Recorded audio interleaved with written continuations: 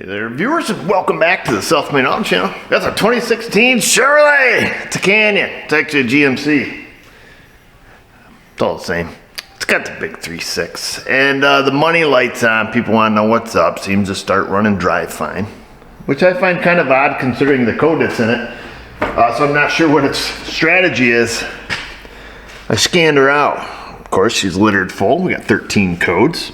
We're only concerned about this one here in the engine control module, which states a U0109er. That's that one there. Lost communication with fuel pump control module. This ignition passed and failed. The mill is requested. So you say, no problem. This one doesn't have a fuel pump control module, however, so I don't know why the definition there. This one utilizes what they call a chassis control module, which is this module right here, chassis control module. And it's the module that's also gray because it's not talking. However, the truck starts and runs and drives. And the chassis control module, the best I can tell in my little crash course of looking at the wiring diagram, is it controls the fuel pump. So fuel pump module, chassis control module, whatever. It has a LIN bus coming off from that goes to a trailer brake control module if it was equipped. So the trailer brake talks to the chassis, chassis talks to the engine, boom. But like I say, it starts and runs. What's kind of bizarre is I went into live data, and you can look at, fuel system live data where I can look at fuel pressure, and the fuel pressure sensor directly reports to the chassis control module, and then the chassis control module reports to the engine control module, and then that reports to our scan tool. Huh? Who remembers when fuel pump had a relay and a fuse, right? Forget about it. Those days are gone, fella. This is 9 years old. Needless to say, I'm assuming we just have a module that's probably gone faulty. But I think we need to do our due diligence, go back there and check it for powers and grounds and communication. See what it looks like. If everything looks good, we'll make the call on the module. And thanks to unprecedented circumstances, COVID-19 and all that stuff, fill in the blanks, tariffs, we can use that word now, the module is no longer available from GM. So I called GM this morning today, if we need this, is this available? Do you got one in stock? And he said, nope, there is no stock in the entire United States of America, and it is on a national back order with no expected delivery. So I don't know why we're gonna check it, because really who cares? Unless it is a broken wire, then we'll fix it. But if it's a module, good luck, fella. Let's see if we can get some light on this subject where it's not gonna blind you or me. We can all see, so everybody can see. So the beauty of this truck is the spare tire's already rotted out and gone. So now we have full access to this control module, which is plastic, which is good. It's better than aluminum. Let's just get after it. Let's open this little guy up if we can. Let's see about just popping our cover. Which way does that go? We do have a zip tie on it there, because it would probably be in our best interest to not unplug it if we can avoid it. I don't know if we're gonna avoid that. I can't tell how the outer cover comes off. Usually you can just pop these from the end, and then cut the zip tie and away you go. Well, we've already fiddled. Let's unplug it all the way. Whoa! That scared the pudding out of me. Okay. I don't see any green. Mean green. We have some dirt in there we're gonna have to kind of flush off, just for poop and laughter. Knock the dirt off the edges here. We're gonna plug it back up. The key's already cut on.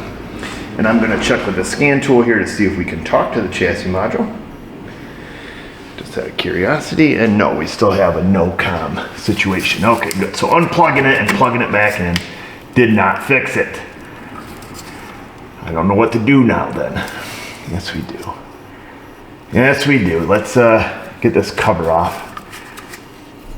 In which case I may have to turn off the camera here for just a moment.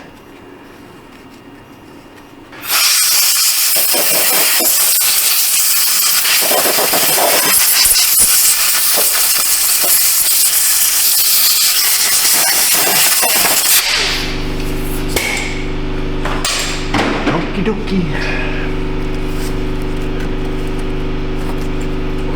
So essentially we're plugged in all the way. When the lever's up, okay.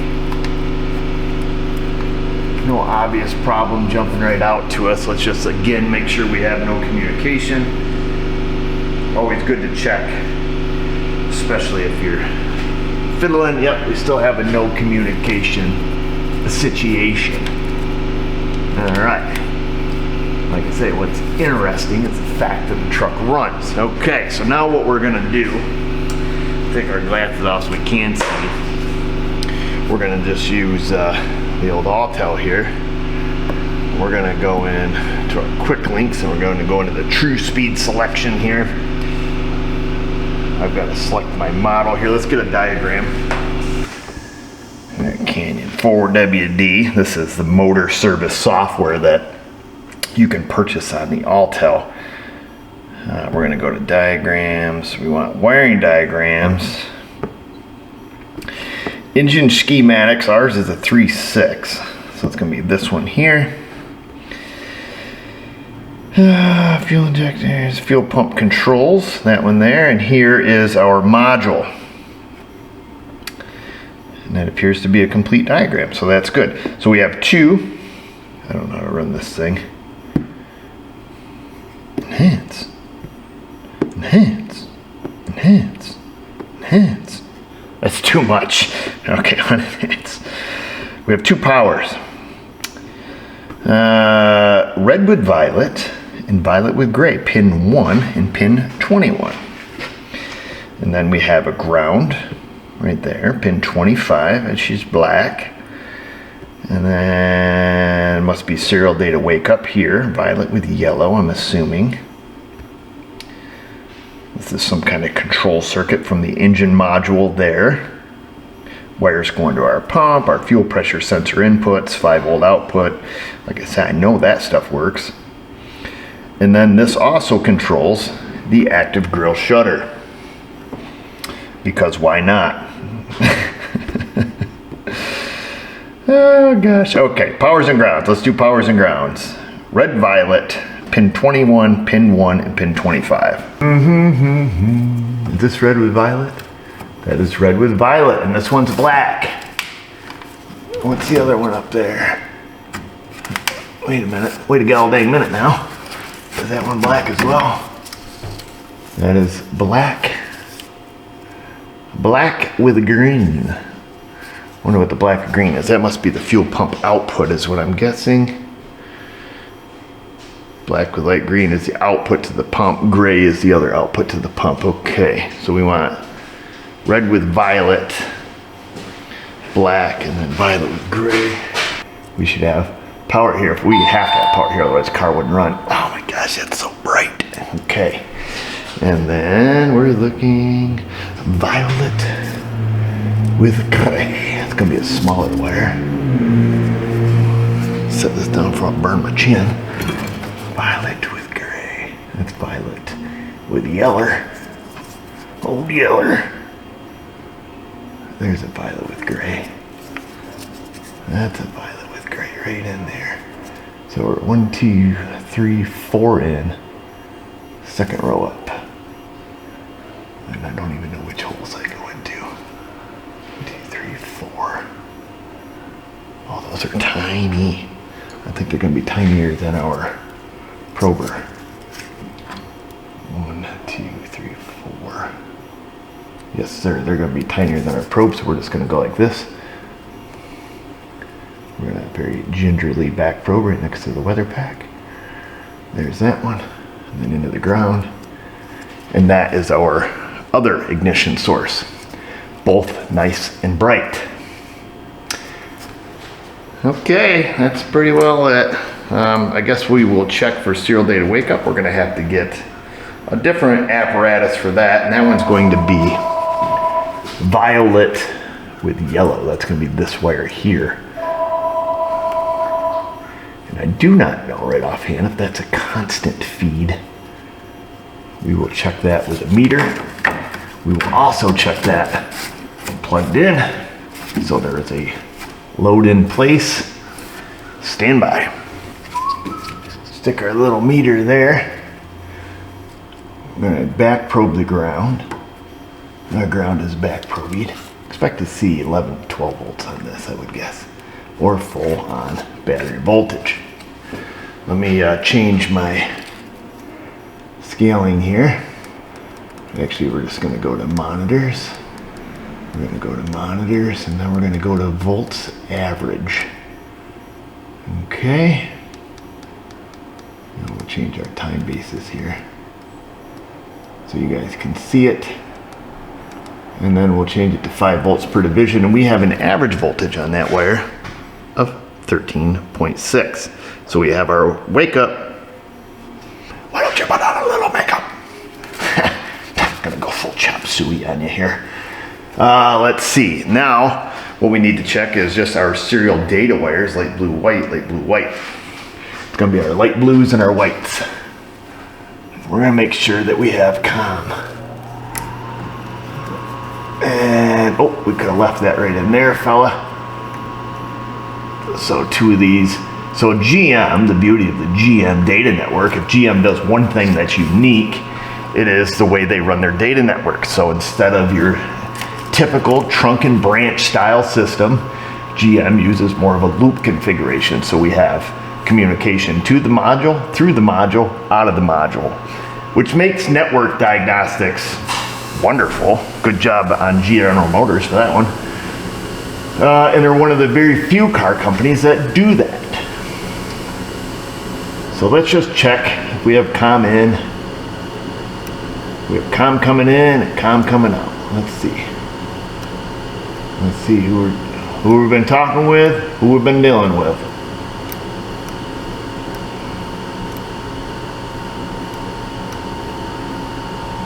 Let's see. Now let me change my time basis here and get things set up. Stand by. So we're basically just looking for data communication back here. We don't have any other communication faults in this vehicle, so I'm not going too hog wild with it. So that is one of our, it appears to be a CAN high line. Let me just move my cursor here to see where we're at. I'm expecting 2.5 volts on the bottom. And we're 2.5 volts on the bottom. We're just using our trigger to actually measure that. And we're expecting to see 3.5 volts on the top of that waveform. And we're roughly 3.5 volts, 3.52 is where our trigger is set. So that's one of the CAN high wires. I'm gonna check the other one. Same thing. And now we're gonna go on the white wire here. It should be CAN low. And we expect that to go from 2.5 to 1.5 volts. And let's see, let's move our trigger wire down so we can just measure this. You can use cursors on this as well, but you can see we're at 2.5 volts there, and we expect that to go down to 1.5 volts at the bottom of that waveform, and we're right around there. So that looks good. I mean, that looks normal. We can change our volts per division here, and you can see the data packets, just kind of streaming across the screen there. We're going to grab our other CAN low wire here as well, and that's our other one. Oops. There's that one. What did I do? Oh, I was like, wait a minute, that ain't right. It is right. Okay, so there's our other CAN low as well. So we have CAN low in, CAN low out, CAN high in, CAN high out.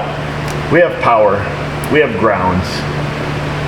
We just lack the ability to communicate.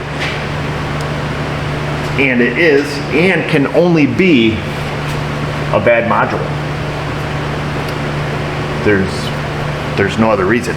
It is interesting. What would be interesting if we were like full nerd alert here? Let's just make sure this thing doesn't communicate.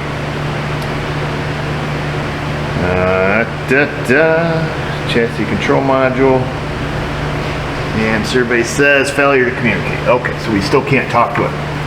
What would be interesting if we knew anything and we were using the Pico and we were using the CAN decoder, maybe, just maybe, these messages are corrupt and they look like normal data packets, but they don't say anything. That's what I would wonder, but I'm not nerdy enough to understand all of that. Nor do I want to spend the next hour doing all of that. I am confident though that we need a new module, but like I mentioned in the beginning, it doesn't really matter because you can't get it anyway. So that's it. Well, that's a son of a bee to click back on there, isn't it? There, goodness gracious. Okay, so that's it. I guess the only thing left to do is you could jam that full of dielectric grease, okay? Because that's what you do when you don't know why things don't work. Pump it full, squish that back on, tell a customer you don't know. But no, with confidence, though, all joking aside, we can say that this module doesn't work. Whether it's sending out corrupt data, we don't know. For some reason, the vehicle starts and drives, so hopefully it still does, even though we've messed with it. The part number on this looks like a 23231860. It doesn't, I don't think that's the current part number, but I can get that part number for you guys so you can get on the Google machine and let me know where to get it in the comment section. That is the most current part number on this vehicle per the VIN number. So that's that, folks. Granted, you know, you can take that part number, you can put it in the Google, you know, you can get it on the eBay, the Amazon. I'm sure they're great. You know, good. If you're doing this in your home gaming, remember, you can't just plug this in and make it work. It is a programmable module. If you're buying it brand new from GM, it does need to be programmed. So you'll have to take it somewhere and program it. That's that. I suppose you could probably get a used one. I wouldn't recommend it. You get these later Global A architecture vehicles from General Motors. Putting in used modules can get to the stupid level. So be careful if you do. I wouldn't recommend it. We'll just wait, being that the truck starts and runs, you know, at least until it leaves them stranded, then we'll see what we need to do. Probably could have made a good assumption on this based off from scan tool data. Like, it communicates, I can read, you know, sensor input, the one sensor that talks to it. That was my first thing that I did. Does the fuel pressure sensor work? Okay, well, that works. The only way it can be getting that reading is through the, you know, through the data bus. Why doesn't it like it? Probably is receiving corrupt messages is my guess, but we have everything there to make it work. We have the powers, we have the ground, we have the data wake up wire, and then we also have our communication wires with the module plugged in. So it has a load in place. If it, you know, be careful, like unplugging it, checking it, like, oh yeah, geez, you know, we got data and stuff here, but you know, as soon as we plug it in, it gets all weird. Generally, if that happens, because they do use a ring style system, and this can happen on a trunk and branch style system too. You know, if the module's bringing down a network, it's going to bring down the whole network. And this is the only module that doesn't talk. So we can, you know, make a pretty safe assumption, even without testing, that the module's bad. But we like to be 100% sure, and now I'm 100% sure, and I can tell my customer with confidence, this is what you need. No, you can't get it. We'll put it on back order and we'll wait. Sometimes GM surprises me. We'll put stuff on back order and 2 weeks later it shows up. Who knows? Why don't you guys show up in that comment section? Insty, Facebook. Don't forget I mentioned the word tariff, so go crazy down there. And just remember, viewers, if I can do it, you can do it. Thanks for watching. This is why Mrs. O says I'm spiteful.